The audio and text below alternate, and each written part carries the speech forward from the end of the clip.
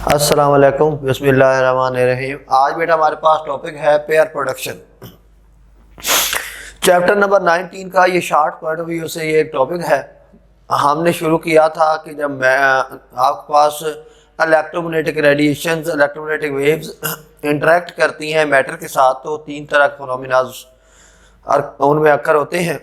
एक हमारे पास पहला था, जो हमारे पास पहला टॉपिक हमने डिस्कस किया वो था फोटोइलेक्ट्रिक इफेक्ट, दूसरा था कॉम्पटन इफेक्ट और जो तीसरा है वो हमारे पास है पेयर प्रोडक्शन। और ये जो हमारे पास तकसीम होती है, ये पहले दिन भी बात हुई थी, ये एनर्जी की बुनियाद पे होती है। कम एनर्जी की हमारे पास इलेक्ट्रोमैग्नेटिक रेडिएशन होती हैं तो हमारे पास फोटोइलेक्ट्रिक इफेक्ट होता है, उससे ज़्यादा की होती हैं तो कॉम्पटन इफेक्ट होता है, सबसे ज़्यादा होती हैं तो तब हमारे पास क्या होती है पेयर प्रोडक्शन। जैसा कि हम जानते हैं कि फोटोइलेक्ट्रिक इफेक्ट हम विजिबल लाइट और इंफ्रारेड लाइट के साथ कर रहे थे, और कॉम्पटन इफेक्ट बाद में हमने एक्सरेज के साथ देखा कि उनकी एनर्जी ज़्यादा थी, और बाद में हमने जो पेयर प्रोडक्शन का फिनोमिना आज देखने जा रहे हैं ये गैमा रेज के अकॉर्डिंग आज हम देखने जा रहे हैं। तो इसमें बेटा ये है कि the process of production of electron positron pair from light energy gamma ray photon in the presence of heavy nuclear. इसकी बेटा डिफाइन ये है कि ये हमारे पास ऐसा प्रोसेस है जिसमें हमारे पास इलेक्ट्रॉन पॉजिट्रॉन पेयर पैदा होता है, और वो पैदा किससे होता है उसके ऊपर दो कंडीशन है। एक तो गैमा रेज का फोटॉन हम लेके आते हैं, और दूसरा हैवी न्यूक्लियस की प्रेजेंस हमारे लिए नेसेसरी होती। इसमें है ये बेटा कि हमारे पास गैमा रेज एनर्जी है, तो वो जब एनर्जी आपके पास आके हैवी न्यूक्लियस के साथ टकराती है, चैप्टर नंबर 19 के एक्सरसाइज का एक शॉर्ट क्वेश्चन है कि does the pair production occur in vacuum, के आपके पास जो पेयर प्रोडक्शन है वो वैक्यूम में अकर हो सकती है। तो उसकी नफी ये वर्ड कर रहा है कि हमें पेयर प्रोडक्शन के लिए हैवी न्यूक्लियस चाहिए, जो कि पेयर हमारे पास वैक्यूम में किसी हैवी न्यूक्लियस की एग्जिस्टेंस नहीं है, इस वजह से वैक्यूम में ये प्रोसेस अकर नहीं हो सकता।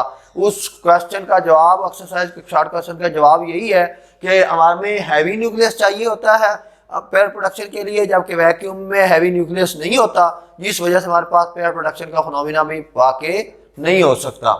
और दूसरी चीज़ ये है कि इसमें हम गैमा रेज से एक पेयर पैदा करते हैं। जैसा कि दुनिया में हर चीज़ का एंटी मौजूद है, आग का एंटी पानी मौजूद है, पानी का आग है, तो इसी तरह ज़िंदगी का मौत है और मौत का ज़िंदगी है। तो इसी तरह इंसान ने सोचना शुरू किया कि जो मेटल होता है, मादा होता है, उसका भी एंटी मौजूद होगा।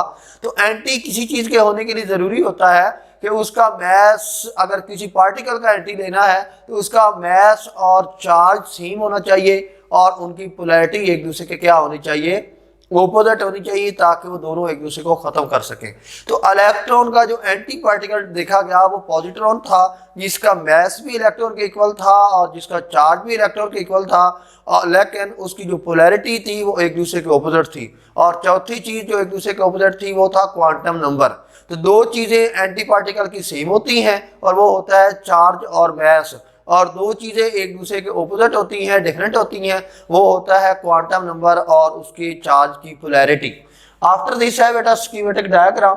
इसमें हमारे पास यही है कि हैवी न्यूक्लियस है, हैवी न्यूक्लियस में जाके नेक्स्ट आपके पास गैमा रेज आपने इसके ऊपर बम्बार्ड की, उस गैमा रेज की बम्बार्डमेंट के बाद हमारे पास दो पार्टिकल पैदा हुए, एक इलेक्ट्रॉन और एक पॉजिट्रॉन। मैं जैसा कि बात कर चुका हूं कि इलेक्ट्रॉन और पॉजिट्रॉन एक दूसरे के एंटी पार्टिकल्स हैं, इनका मैस और चार्ज सेम है और इनकी पोलैरिटी डिफरेंट है। पोलैरिटी डिफरेंट होने की वजह से हुआ ये है कि इलेक्ट्रॉन आपका ऊपर मूव कर रहा है और पॉजिट्रॉन क्या मूव कर रहा है, नीचे। इसलिए इलेक्ट्रॉन के ऊपर आपने नेगेटिव की साइन लगा दी गई है और पॉजिट्रॉन के ऊपर पॉजिटिव की साइन है। नेक्स्ट बेटा आपके पास इसकी है एनर्जी इक्वेशंस। एनर्जी इक्वेशन में ये है कि जो हमने गैमा रेज का फोटॉन बम्बार्ड किया, इंसिडेंट फोटॉन कहलाता है, उसकी एनर्जी ऑफ फोटॉन के नाम से लिख दी। आगे बेटा हमें दो तरह की एनर्जी चाहिए है, एक energy required for pair production, एक काइनेटिक एनर्जी ऑफ पार्टिकल्स। इसको आप समझें तो ये है कि एक तो हमारे पास ऐसा हुआ है कि हमने इलेक्ट्रॉन और पॉजिट्रॉन का पेयर पैदा किया है, एक तो हमें ये एनर्जी चाहिए। दूसरा, इसको पैदा होने के बाद दोनों मूव कर रहे हैं, इलेक्ट्रॉन की भी काइनेटिक एनर्जी है, पॉजिट्रॉन की भी काइनेटिक एनर्जी है, तो चार किस्म की एनर्जी चाहिए। एक इलेक्ट्रॉन को प्रोड्यूस करने के लिए, दूसरी पॉजिट्रॉन को प्रोड्यूस करने के लिए, तीसरी इलेक्ट्रॉन को मूव करवाने के लिए जो कि उसकी काइनेटिक एनर्जी होगी इलेक्ट्रॉन की, और चौथा पॉजिट्रॉन को मूव करवाने के लिए जो कि पॉजिट्रॉन की काइनेटिक एनर्जी होगी। अब आप इसको देखें तो energy required for pair production, pair पैदा करने के लिए एनर्जी, और काइनेटिक एनर्जी ऑफ पार्टिकल्स। ये आ गई गैमा रेज की HF एनर्जी जो हम पीछे ड्राइव कर चुके। Energy required for pair production में m0c², ये पहली आ गई इलेक्ट्रॉन के लिए, प्लस m0c², ये आ गई पॉजिट्रॉन के लिए। ये हमारे पास पेयर प्रोड्यूस हो गया। अब इलेक्ट्रॉन ने भी मूव करना है और पॉजिट्रॉन ने भी मूव करना है। मोशन की वजह से जो एनर्जी पोजेस करती है कोई बॉडी, तो वो आपके पास काइनेटिक एनर्जी कहलाती है। तो ये काइनेटिक एनर्जी ऑफ इलेक्ट्रॉन आ गया, और ये काइनेटिक एनर्जी ऑफ क्या आ गया, पॉजिट्रॉन। अब है इसकी कंडीशंस। इसकी कंडीशन में पहली चीज, high energy photon having at least 1.02 mega electron volt energy is required. मैं बात कर चुका हूं कि हमें फोटो इलेक्ट्रिक इफेक्ट के लिए कम एनर्जी चाहिए थी, उसके लिए हमने विजिबल लाइट और इंफ्रारेड लाइट इस्तेमाल कर ली। फिर हमें उससे ज़्यादा एनर्जी चाहिए थी कॉम्पटन इफेक्ट में, तब हमने एक्सरेज इस्तेमाल कर ली, क्योंकि उनकी वेवलेंथ जो होती है वो आपके पास आपके पास विजिबल लाइट और इंफ्रारेड लाइट से कम होती है। जिसकी वेवलेंथ कम होगी डेफिनेटली उसकी एनर्जी ज़्यादा होगी। अब हमें पेयर प्रोडक्शन में सबसे ज़्यादा एनर्जी चाहिए थी, इसलिए हमने इसमें गैमा रेज इस्तेमाल की, और वो कम से कम एनर्जी कितनी चाहिए, 1.02 mega electron volt. Next one है strong electric field is required. हमें इस प्रोसेस के लिए स्ट्रॉन्ग इलेक्ट्रिक फील्ड चाहिए होता है ताकि एक्सटर्नल डिस्टर्बेंस कोई क्रिएट ना हो। जो आइसोलेटेड सिस्टम का कॉन्सेप्ट होता है वो फुलफिल करने के लिए हमें एक स्ट्रॉन्ग इलेक्ट्रिक फील्ड भी रिक्वायर्ड है। नेक्स्ट वन है pair production requires the presence of heavy nucleus. मैं बात कर चुका हूं कि इसके लिए हैवी न्यूक्लियस चाहिए। ये लॉ ऑफ कंजर्वेशन ऑफ मास इसके अंदर फुलफिल होता है। अगर हैवी न्यूक्लियस नहीं होगा तो फिर law of conservation of mass fulfil नहीं हो सकता। हम ये कहेंगे कि दुनिया में एक मास था ही नहीं, हमने एनर्जी से प्रोड्यूस कर लिया तो मास में इजाफा हो गया, तो ऐसा मुमकिन नहीं है। हैवी न्यूक्लियस होगा, उसी से ये इलेक्ट्रॉन पॉजिट्रॉन पेयर पैदा होगा। आगे है maintain laws of charge energy and momentum.